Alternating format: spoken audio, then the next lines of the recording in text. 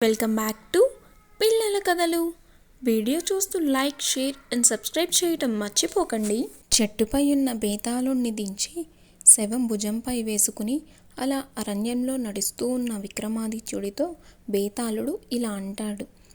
రాజా, నీకు అలసట తెలియకుండా ఉండేటందుకు నీకొక కథ చెబుతాను. ఆ కథ పూర్తయిన తరువాత నిన్నొక ప్రశ్న అడుగుతాను. దానికి సమాధానం తెలిసి కూడా చెప్పకపోయావో నీ తల 1000 ముక్కలవుతుంది అని అంటాడు. విక్రమార్క. స్వర్ణపురం అనే మహానగరంలో నిగమశర్మ అని బ్రాహ్మణుడు ఉండేవాడు. అతనికి సర్వాంగ సుందరమైన కుమార్తె ఉండేది. ఆమె సౌందర్యానికి ముగ్ధులై మహారాజులు సైతం ఆమెను వివాహం చేసుకోదలచి వచ్చేవారు. కానీ నిగమశర్మ వారికి ఇలా చెప్పేవాడు. అయ్యలారా, నా బిడ్డకు మేనమామలు ఉన్నారు. నేను భోగభాగ్యముల కొరకు మేనరికమును వదలజాలను అని వారిని తెలిపి తిరిగి పంపించేసేవాడు. ఆమె మేనమామలు 3 ఒకేసారి వచ్చి మీ అమ్మాయిని నాకే ఇవ్వాలి అంటూ నిగమశర్మను కోరడమే కాక వారిలో వారు అక్కడే తగువలాడుకుని కొట్టుకొనుటకు సిద్ధపడ్డారు. అది గమనించిన గ్రామ పెద్దలు, యువకులారా, ఇటువంటి పరిస్థితిలో మీలో మీరెంత తగువలాడుకున్నా ప్రయోజనమేమీ ఉండదు. మీకు 6 నెలలు గడువు ఇచ్చుచున్నాము. మీలో ఎవరైతే ప్రపంచంలోకెల్లా అతి విచిత్రమైన వస్తువును తెస్తారో వారికి నిగమశర్మ కుమార్తెనిచ్చి వివాహము చేయుదుము అని తీర్పు చెప్పారు. నిగమశర్మ కూడా అందుకు అంగీకరించాడు. అన్నదమ్ములు 3 స్వర్ణపురము నుండి 100 రామడల దూరమందున్న పట్టణము వరకు కలిసి ప్రయాణం చేశాక, సోదరులారా, ఇకపై మన 3 3 వైపులకు పోవుదుము. తిరిగి ఇక్కడికే వచ్చి కలుసుకున్న తరువాత మావయ్య ఇంటికి వెళదాం అనుకుని ఒక్కొక్కరు ఒక్కొక్క దిక్కుగా వెళ్ళిపోయారు.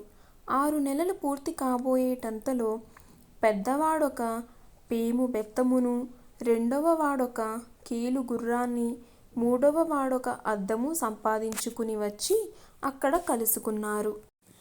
తను తీసుకువచ్చిన అద్దంలో 3వ వాడు చూసి ఇలా చెబుతాడు.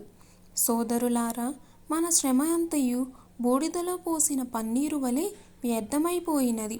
మన మేనకోడలు మరణించినది. ఆమె శవమును శ్మశానమునకు తీసుకుపోయి చితిపై ఉంచారు. కొన్ని నిమిషాలలో అగ్ని సంస్కారం జరుగగలదు అని అన్నాడు. వెంటనే రెండవ వాడు కీలుగుర్రం మీద తన సోదరులిద్దరినీ ఎక్కించుకుని, ఓ అశ్వమా, మమ్ము తక్షణం మా మేనకోడలి శవమున్న శ్మశానమునకు చేర్చుము అని అన్నాడు. ఆ గుర్రం వెంటనే కళ్ళు మూసి తెరిచేలోపు వారి 3 చేర్చవలసిన చోటుకు చేర్చింది. అప్పటికే శవమునకు అగ్ని సంస్కారం జరగటానికంతా సిద్ధంగా ఉంది. పెద్దవాడు చితిమీద ఉంచిన మేనకోడలి శవమును తన పేము బెత్తముతో 3 దెబ్బలు కొట్టి, చిన్నదానా లే అని 3 సార్లు అన్నాడు.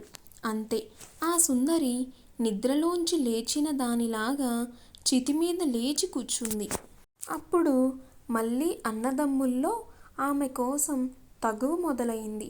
నేను అద్దంలో చూచి చెప్పడం బట్టే కదా మీకు ఇక్కడ పరిస్థితి, ప్రమాదము తెలిసాయి.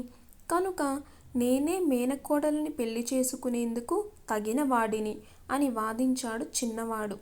అద్దంలో చూచి చెప్పినా సకాలంలో ఇక్కడికి చేరకపోతే ఏం ప్రయోజనం? సకాలంలో మిమ్మల్ని ఇక్కడికి కీలుగుర్రం మీద చేర్చింది నేను. కనుక మేనకోడలిని వివాహమాడటానికి అర్హుడిని నేనే అని చెప్పాడు రెండవ వాడు.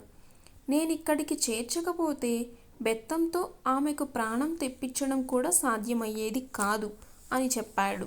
అద్దంలో చూసి చెప్పిన కీలుగుర్రం మీద వచ్చిన ఆమెకి ప్రాణదాత నా బెత్తమే. కనుక మేనకోడలిని పరిణయమాడటానికి యోగ్యుణ్ణి నేనే అన్నాడు పెద్దవాడు. రాజా, ఈ అన్నదమ్ముల 3లోనూ ఆమెను వివాహం చేసుకునేందుకు అర్హులు ఎవరు అని ప్రశ్నించాడు శవంలోని బేతాళుడు. అప్పుడు విక్రమార్కుడు, బేతాళ, వింత వస్తువులను తేవడంతో 3 అన్నదమ్ములు సమానమే. కానీ మేనరికమునందు తగిన వరుడు పెద్దవాడు. కనుక ఆ సౌందర్యవతికి మేనమామలైన ఆ ముగ్గురన్నదమ్ములలోనూ పెద్దవాడికే ఆమెను వివాహం చేసుకునే అర్హత ఉంది. అదే శాస్త్రం అని చెప్పాడు విక్రమార్కుడు. దాంతో అతని మౌనం భంగపడింది. బేతాళుడు సమాధానానికి మెచ్చుకుంటూనే అంతర్ధానమైపోయాడు.